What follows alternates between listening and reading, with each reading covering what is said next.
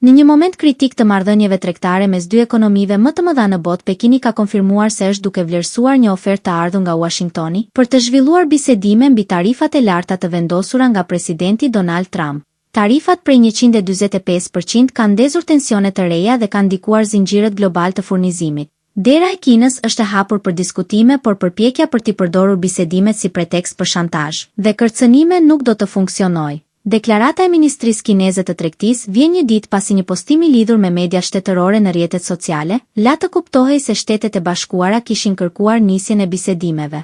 Në të njëjtën kohë një javë më parë presidenti Trump kishte deklaruar se bisedimet tashmë ishin duke u zhvilluar pohim që Pekini e mohoi publikisht. Shtetet e Bashkuara kanë marrë iniciativën për të dërguar informacione nëpërmjet kanaleve të ndryshme duke shprehur interes për dialog me Kinën. Ne jemi duke e vlerësuar këtë. Megjithatë, Kina qëndron e vendosur që të mos jap sinjale të tërheqjes. Pekini kërkon që Shtetet e Bashkuara të tregojnë sinqeritet të vërtetë dhe të ndërmarrë hapa konkret për korrigjimin e praktikave të gabuara duke përfshirë heqjen e tarifave të njëanshme. Të dyja palët duket se kërkojnë negociata pa e lënë të kuptohet se kush do të lëshojë i pari terren, duke mbajtur pozicione të forta përballë presionit ndërkombëtar dhe impaktit ekonomik të konfliktit.